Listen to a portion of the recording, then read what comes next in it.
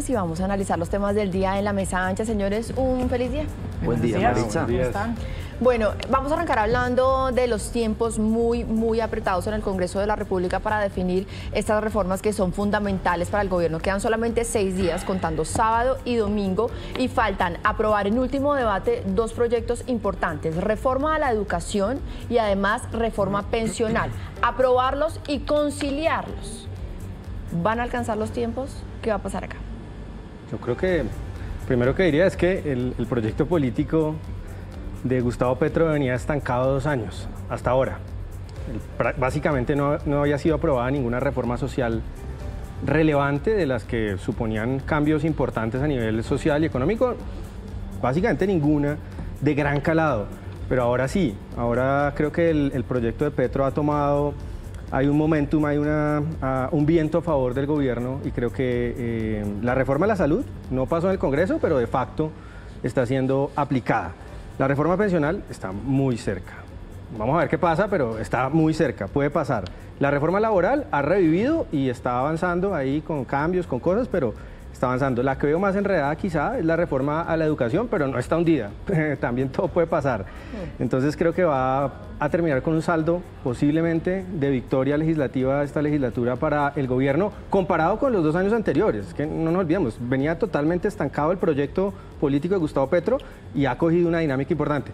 Saldo a favor para el gobierno, creo yo; saldo negativo para la sociedad colombiana si eso ocurre. No tenemos claridad sobre el tema Olmedo y la unidad de gestión del riesgo, no tenemos claridad sobre la viabilidad financiera de estas reformas, los problemas fiscales están multiplicando. Creo que el saldo es más bien negativo para los colombianos. Bueno, laboral y pensional, yo creo que aún más la pensional va a ser aprobada. No creo que haya ninguna duda sobre qué vaya a pasar con esa reforma. Muy posiblemente este mismo fin de semana que están llamados a sesionar. La laboral avanza. Esto muestra también que el ministerio y la ministra que más está sacando la cara por el gobierno en este momento es Gloria Inés Ramírez, ¿no? Es como la que se ve más fuerte, la que ha logrado sacar adelante sus reformas. La ministra de Educación, que pensaba y estaba muy tranquila con su reforma, se le cae, y se le cae porque pues hay una ruptura interna dentro del pacto histórico. Ayer, por ejemplo, vimos a Wilson Arias, que salió públicamente a decir ya que esperaba que se cayera la reforma a la educación por todos los planes y las formas que tienen en ese proyecto de intervenir al SENA. Entonces, si hay una ruptura interna dentro del pacto histórico y los mismos congresistas piden que se caiga esa reforma, pues lo más posible es que se caiga. Veo muy difícil que esa reforma reviva, que era la que parecía más conciliada y resultó ser la manzana de la discordia dentro del mismo pacto histórico. Pero sí va a ser un saldo en general positivo para el gobierno de Gustavo Petro y sobre todo para la ministra Gloria Inés Ramírez. Pues yo creo que el balance lo podemos hacer el 20 de junio definitivamente, porque pueden pasar muchas cosas de aquí a allá. Sí, las que hoy están a punto de ser un día, es posible se consigan los votos a última hora o viceversa, no se ve claro el panorama. Yo lo que creo es que el gobierno tiene que tomar nota de lo que es la gestión legislativa. O sea, yo creo que tiene que mirar en cuáles proyectos se avanzó adecuadamente, dónde se pueden hacer los acuerdos, cómo hacer esos acuerdos, porque creo que el gobierno tiene que darse cuenta que en los 2 años que le queda es una minoría política en el Congreso y que solamente es con acuerdos con otros partidos y con otras bancadas que puede avanzar. Yo creo que debería tomar nota sobre eso. Ahora, frente a lo que dice Julio, él dice es una mala noticia para los colombianos. Bueno, los más de 12 millones de personas que votaron por Petro, eso es lo que estaban esperando, independientemente de si nos gusten o no las reformas, ellos estaban esperando un cambio. Entonces uno no podría decir que esos que votaron por Petro es una mala noticia que no le aprueben sus reformas. Eso era lo que estaban esperando, independientemente de los detalles de si nos gusta o no. Ojalá fuera así, ¿no? Que siempre lo que vote en la mayoría en las elecciones presidenciales fuera necesariamente positivo para la sociedad, ¿no? Pues eso es lo que es la democracia. Si un grupo de ciudadanos elige a un candidato es porque considera que sus propuestas son las que necesita un país, independientemente de que el otro sector que no lo apoyó considere que si eso fuera son cierto, inconvenientes. Jorge, no hubiera ocurrido la tragedia venezolana, ¿no? Que ocurrió por vías democráticas. Bueno, pues miren, a propósito de lo que votaron los colombianos o no y de esas elecciones presidenciales, pues vamos a hablar de otra persona que fue muy importante en esas elecciones y es Rodolfo Hernández. Rodolfo Hernández, que acaba de ser condenado a 64 años de prisión por un tema de corrupción. la paradoja, ¿no? Él se presentaba como el candidato que iba a luchar con la corrupción y ahorita que sale esta condena, él dice que no lo condenan por ladrón, sino por haber modificado estos manuales de contratación. ¿Qué pasa aquí, no? Pues a ver, tremendo. O sea, si lo vemos en una perspectiva, uno diría, pudo ser presidente de la República quien hoy está condenado por un acto de corrupción. Digamos, esa es como una primera lectura. El caso es muy concreto. Él habría, el cargo de celebración indebida de contratos como alcalde facilitó que se diera un contrato en favor de una firma, por lo cual recibió una comisión su hijo, ¿sí?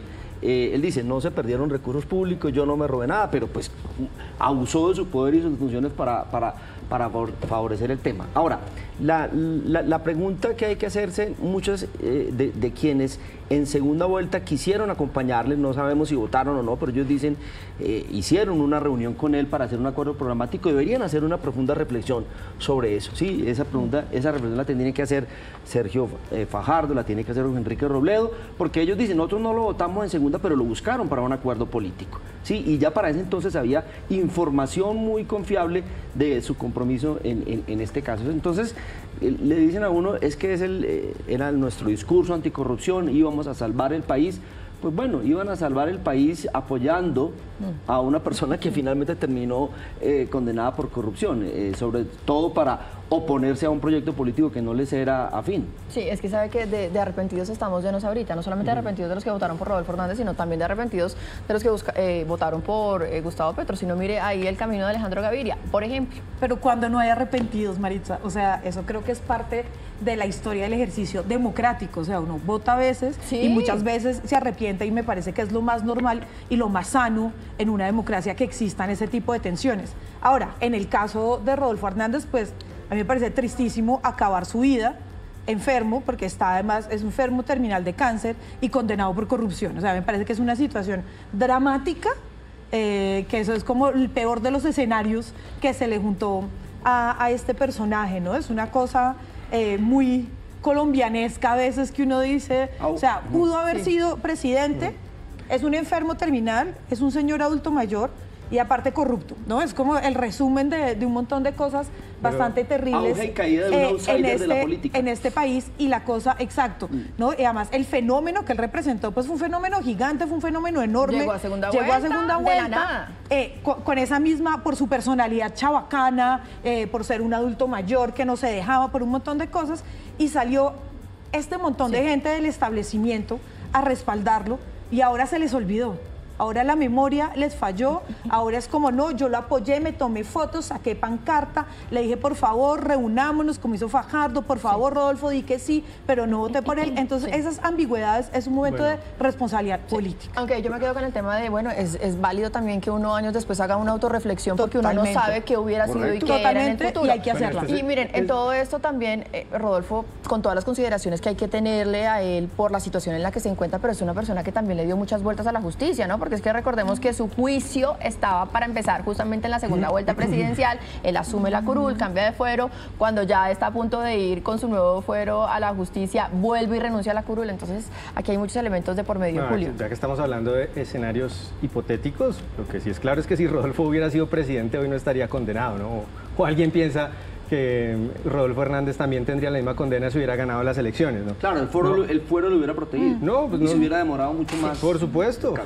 La victoria presidencial también era una forma de escapar a la justicia en este caso, ¿no? Y lo que sí me parece caricaturesco es ver al presidente sacando pecho, ¿no? Un presidente que tiene casi decenas de escándalos de corrupción encima de su gobierno sacando pecho. El gobierno de Olmedo López sacando pecho porque el adversario en la segunda vuelta es condenado. No, eso sí es caricaturesco. Avanzamos, seguimos con la mesa ancha y ahora vamos a tratar un tema económico que afecta a muchas familias por estos días que están preparando para irse de vacaciones, y es la trepada del dólar. Su lectura rápida sobre esto. Pues a ver, leyendo a los analistas, y creo que Julio puede profundizar un poco sobre eso, parece que habría dos factores, un fenómeno regional por las elecciones en México, incertidumbre por un gobierno de izquierda que puede tener mayorías en el Congreso para reformas estructurales, el anuncio de la Fed de Estados Unidos de que este año no va a haber aparentemente no va a haber nueva reducción de tasas de interés, eso genera también algunas discusiones y quizás internamente la incertidumbre que genera la presentación del marco fiscal de mediano plazo y las finanzas públicas del gobierno. Entonces, un poco esos tres factores explicarían esa volatilidad del dólar.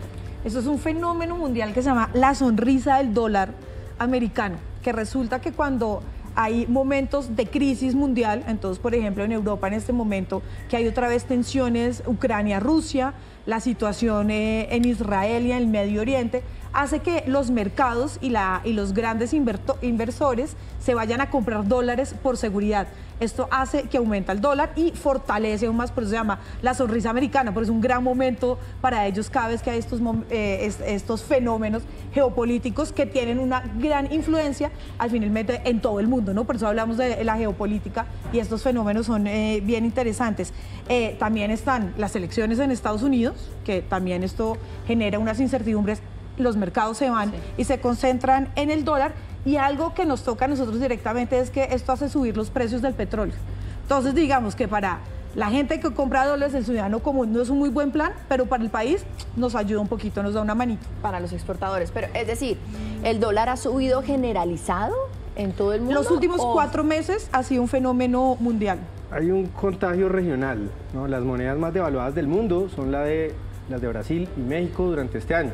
Entonces, pues sí, hay un fenómeno global, pero América Latina en este momento es el patito feo de la economía mundial. Una de las razones, la victoria de Sheinbaum en México desencadenó dudas sobre la estabilidad institucional de México. La concentración de poderes en México, que es la segunda economía de la región, es alarmante y eso pues ha hecho desplomar el peso mexicano durante los últimos días. Pero también hay factores locales, el tema de la incertidumbre fiscal. Hoy se presenta el marco fiscal de mediano plazo. Hay muchas dudas de que el gobierno tenga la capacidad de cumplir la regla fiscal y pueda apretarse el cinturón en la dimensión que necesita apretarse el cinturón, porque la caída en el recaudo, la herencia que nos deja el señor Reyes en la DIAN este año es desastrosa. La caída del recaudo fue muy fuerte y las cuentas están apretadas. Eso genera incertidumbre sobre la estabilidad financiera de Colombia y también incide varios factores. Bueno, es viernes, día de recomendados, así que rápida también. Bueno, hoy empieza a los nos gusta el fútbol y ahora ya le gusta a hombres y a mujeres porque vamos a tener Mundial Sub-20. Hoy empieza la Eurocopa, que es un torneo maravilloso. Mañana en el León de Grave, en la Universidad Nacional en Bogotá, concierto de músicas populares colombianas a las 4 de la tarde con entrada libre. Pues un libro muy pertinente para las amenazas que tiene hoy la democracia colombiana, el liberalismo y sus desencantados, cómo defender y salvaguardar nuestras democracias liberales. Julio, yo quiero que me muestre su separahojas. Este es el regalo del Día del Padre, ahí está. Así que para estos dos hombres de la mesa que son papás, también un feliz Día del Padre, a celebrar el Día del Padre.